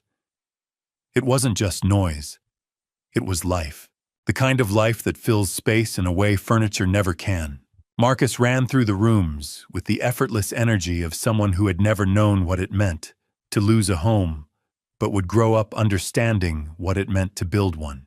I took him down to the basement workshop, the air thick with the scent of pine needles machine oil and the distant aroma of a holiday meal being prepared upstairs. He moved slowly at first, his curiosity cautious but eager. I let him touch the cast iron tools, guiding his small hands over their weight, their edges, their purpose. These aren't just tools, I told him. They're extensions of what you choose to create. I showed him the lathe, the chisels, the grain of the wood waiting to be shaped. He looked at everything with wide eyes, not overwhelmed but fascinated, like he understood that this place mattered. "Grandpa," he asked, resting his small hand on the workbench, "can we build something that the wind can't break?" I smiled. Not because the question was simple, but because the answer was not. "We already did, Marcus," I said, placing my hand gently over his. "We're standing inside it." Because strength isn't always in the material. Sometimes it's in what holds it together. I made a promise then, not loudly, not ceremonially, but clearly, to teach him, to pass on what I knew, to show him how to build not just things, but meaning. Because the Armstrong legacy was no longer about control or wealth or inheritance. It was about craftsmanship, integrity, continuity. The lathe was silent, but the legacy was louder than it had ever been. Later that afternoon, as the light began to fade, I returned to my study. The room was warm, still, filled with the quiet presence of books that had survived and new ones waiting to be read. I sat in my high-backed chair, the familiar weight of a tea mug in my hands, grounding me in the moment. Outside, the sky shifted into deep purples and golds, settling over snow-covered Dearborn like a closing chapter written in light. I looked forward, not at anyone in the room, but beyond it, at the unseen, at the people who had followed this journey, who had listened, who had stayed. "If you're listening to this in your own storm," I said quietly, "just remember, no winter lasts forever." I paused, because that truth deserved space, and sometimes the wind has to take the roof, so you can finally see the stars. I spoke of the angels who appear when you least expect them, of the people who choose you when others walk away, of the truth that family is not defined by blood, but by presence, by action, by choice. "Don't wait for a blizzard," I added softly, "to tell the people you love that they belong at your table, because by then, it might already be too late." I stepped out onto the front porch, the cold air brushing against my face, not biting, not harsh, but clean, alive.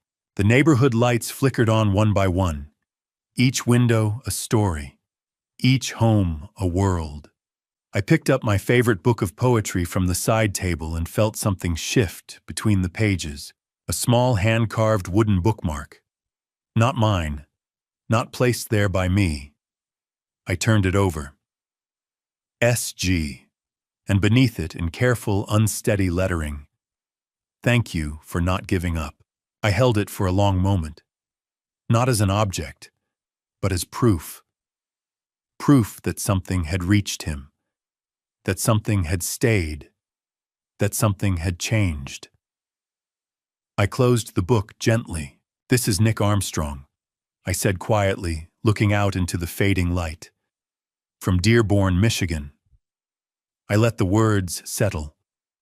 The roof is solid, a breath, and the heart is full. I turned back toward the warmth of the living room, toward the voices, toward the life inside. And for the first time in 68 years, I didn't just have a house. I had a home. Looking back, I realized my greatest mistake wasn't trusting my son. It was believing that blood alone could protect me. I stayed too long in silence, convincing myself that loyalty was automatic, that love didn't need to be questioned. But silence has a cost. It slowly erases your boundaries, your dignity, and eventually your place in someone else's life. Don't be like me. When respect begins to fade, don't explain it away, face it. When love starts to feel conditional, don't ignore it, question it. This family story taught me that loyalty must be mutual, not assumed. And sometimes what looks like a dad revenge story is really a man learning to reclaim his dignity piece by piece. If there's one truth I carry forward, it's this: never allow anyone, even your own child, to reduce your worth to convenience. I once believed that being a father meant enduring everything quietly. I was wrong. A true family story isn't built on shared names or bloodlines. It's built on consistent actions, on showing up when it matters most. My journey may sound like dad revenge, but it wasn't about punishment. It was about survival. It was about standing back up in a world that had already decided I was no longer needed. I also learned that grace matters more than anger. I didn't win because my son lost. I won because I refused to stay broken. There is a difference between holding on to pain and transforming it into something meaningful. Bitterness keeps you frozen in the past, but growth forces you to move forward even when it hurts. And through all of it, I believe God placed the right person in my path at the exact moment I needed saving, not just from the cold, but from losing myself completely. That reminder changed everything. I was never truly abandoned, only redirected. So if you're facing your own storm right now, whether it's betrayal, loss, or silence that cuts deeper than words, remember this. This family story is proof that endings can become beginnings. The moment you think everything is over might be the moment your real life begins again.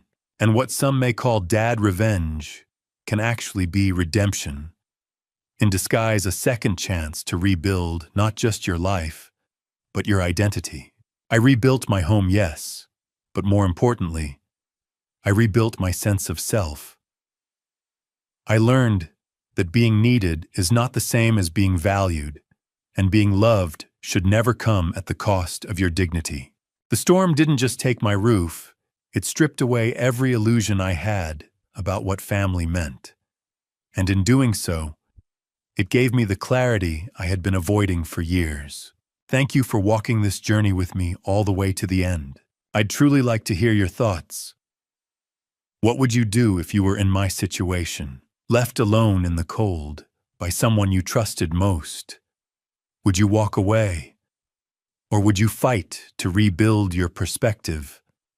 Matters more than you think. If this story resonated with you, consider subscribing so you don't miss the next journey we take together.